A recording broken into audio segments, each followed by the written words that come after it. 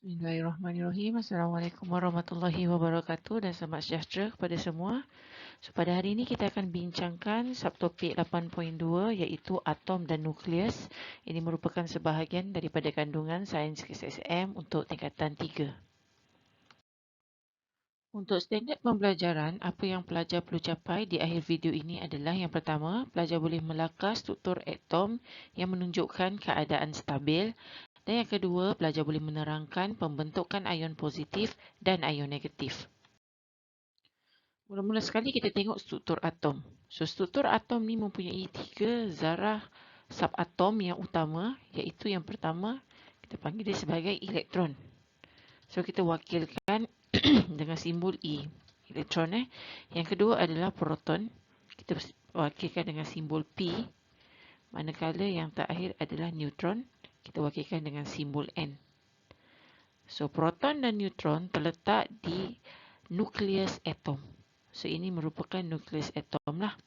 Terdapat proton dan juga neutron. Manakala elektron pula terletak di petala, iaitu orbit yang mengelilingi nukleus. Okay. Ini merupakan lukisan 3D. Kalau dalam peperiksaan dia minta kamu lukis, kamu perlu lukis dalam bentuk 2 dimensi sahaja. Okay. So, mula-mula sebelum kita kena lukis, kita kena tahu bilangan setiap zarah subatom. So, dekat sini proton ada warna merah 1, 2, 3. So, kita tulislah proton ada 3. Proton ada 3. Neutron kita kira 1, 2, 3, 4. So, neutron ada 4. Manakala elektron ada 1, 2, 3. So, kalau dinamakan atom, atom ini kamu kena ingat dia mempunyai bilangan elektron dan proton yang sama. Okey. So, dalam kes ni elektron ada 3, proton ada 3 lah. Sebab itu kita panggil dia sebagai atom.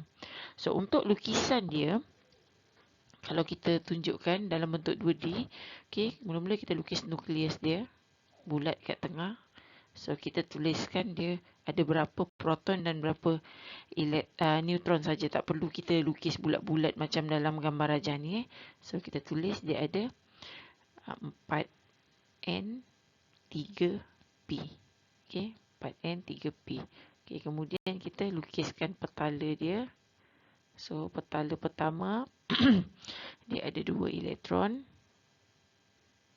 Lepas tu kita lukis petala kedua pula. Petala pertama memang ada 2 elektron saja, dia tak boleh lebih. 2 maksimum. So, ada 3 elektron, so dia ada 2 petala lah. Okay. So, siaplah sudah ini lukisan kita punya atom. Seterusnya, cikgu akan tunjukkan lagi 3 contoh macam mana cara kita nak melukis struktur atom. Okay, kita tengok atom A dululah. So, untuk atom A ni sebenarnya tadi cikgu dah lukis sebenarnya. Yang sebelum ni tu atom A lah. Jadi, kita terus pergi ke atom B. Okay. So, atom B ada 7 neutron. Ada 7 neutron. Ada 7 proton. Dan ada 7 elektron. Okay. So, kita lukiskan macam tadi. Mula dengan dia punya nukleus. So, nukleus dia ada 7N, 7P. Okay, kemudian kita lukiskan bilangan elektron. Bilangan elektron ada 7 semua sekali. So, kita lukis dulu. Petala pertama ada 2. Kemudian kita lukis petala seterusnya. So, 7 tolak 2 tinggal 5.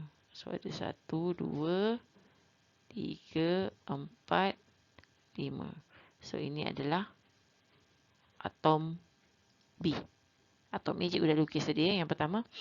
Okay, seterusnya kita tengok atom C. Untuk atom C, kita lukis juga nukleus dia dulu. So, dia ada neutron 12. So, kita tulis 12N. Proton ada 11. 11P. Kemudian, kita lukiskan. Ada 11 elektron. So, petala pertama ada 2. So, kita pergi petala kedua pula. Petala kedua ni maksimum dia 8. Dia tak boleh lebih daripada 8. So, 2 campur 8 baru 10 lah. 10. Sedangkan elektron semua sekali ada 11. So, kita perlu lukis lagi satu petala. Ada satu elektron. So, siaplah 11 elektron. So, ini adalah atom C. Okay, kalau kamu perhatikan namanya atom. So, bilangan proton dan elektron dia adalah sama. Okay. Kalau proton dia 7, elektron dia pun 7. Kalau proton dia 11, elektron dia pun 11. Okay, itu namanya atom. Seterusnya kita akan belajar mengenai pembentukan ion positif dan ion negatif. Semasa kamu tingkatan 1, kamu dah pernah belajar sebenarnya mengenai atom. Struktur atom ni, iaitu dalam tajuk jadual berkala. So, secara cikgu imbas semula. So, secara umumnya kita tahu atom ni, atom dia merupakan suatu zarah yang bercas neutral. Dia tiada cas. Kenapa dia jadi neutral? Sebab bilangan elektron dan juga proton adalah sama. So, kenapa kalau bilangan elektron dan proton adalah sama? Sebab elektron ni dia bercas negatif. Manakala proton bercas positif. Bila bilangan bilangan zarah bercas positif dan negatif adalah sama, maka zarah atom tersebut dia tiada cas. So, sifat dia neutral. Jadi, hari ini kita nak bincangkan tentang pembentukan ion. So, ion ni ada dua. Satu ada ion positif dan ion negatif. So, kedua-dua ion ni merupakan zarah yang bercas. Kenapa dia jadi bercas? Dia jadi bercas bila bilangan elektron dan juga bilangan proton jadi tidak sama banyak.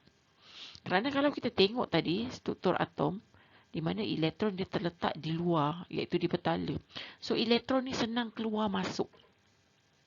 So, bila elektron keluar, maka elektron di dalam atom akan jadi berkurang. Jadi zarah tersebut mempunyai proton yang lebih banyak berbanding elektron. So, dia akan membentuk zarah yang bercas positif lah. Okay. So, kalau kita tengok di sini, ion terbentuk apabila suatu atom itu menderma atau menerima elektron. So, atom yang menderma elektron, dia akan membentuk ion positif, iaitu cation. So, bila atom menderma elektron, so elektron akan menjadi berkurang. Proton akan kekal. So, bila elektron berkurang, maka zarah yang bercas positif lebih. So, dia akan membentuk ion yang bercas positif. Ataupun kita panggil dia sebagai cation. Manakala atom yang menerima elektron akan membentuk ion negatif, iaitu anion. So, bila atom menerima elektron akan jadi bertambah. Proton masih sama. Jadi, ion tersebut mempunyai lebih cas negatif. So, dia akan menjadi ion negatif, iaitu anion. Seterusnya kita tengok dengan lebih jelas lagi macam mana kita nak tentukan zarah tersebut adalah atom ataupun dia adalah ion, sama ada dia bercas positif ataupun bercas negatif. So, dekat dalam jadual ni, cikgu ada bagikan 4 jenis zarah dengan bilangan neutron, elektron dan juga proton yang berbeza. Untuk kita tengok sifat dia, sama ada dia merupakan atom ataupun ion, sebenarnya kita boleh abaikan bahagian yang ini, iaitu bilangan neutron. Sebab bilangan neutron tidak mempengaruhi status zarah.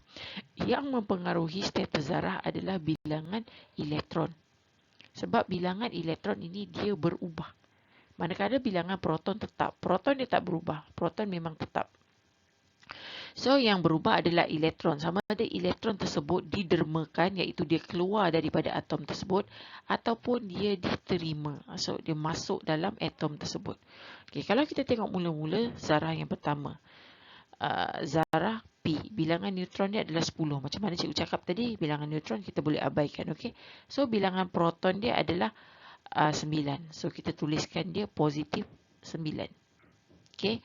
Manakala bilangan elektron dia adalah 11. So, kita tuliskan dia negatif 11. So, kalau kita buat dalam matematik, positif 9 tolak 11. So, kita akan dapat negatif 2. So, dia merupakan jarah yang bercas negatif. So, dia adalah ion negatif. Ataupun nama lainnya kita tulis sebagai anion lah. Okay, seterusnya kita tengok zarah Q.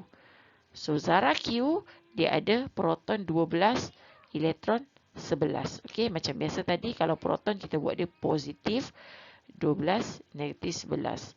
So, positif 12 tolak 11 ada positif 1. Okay, so kita dapat dia punya zarah adalah zarah ion bercas positif. So, ion bercas positif adalah cation. Seterusnya kita tengok R.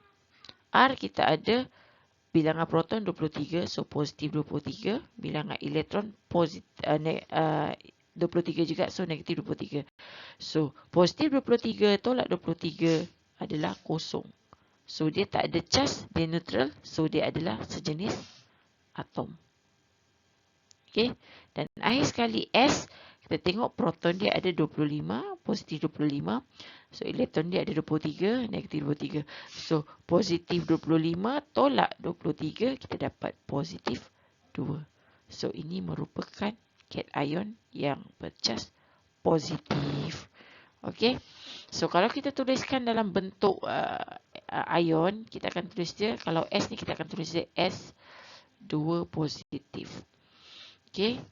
R ni atom lah. So, dia R saja. Kalau Q positif.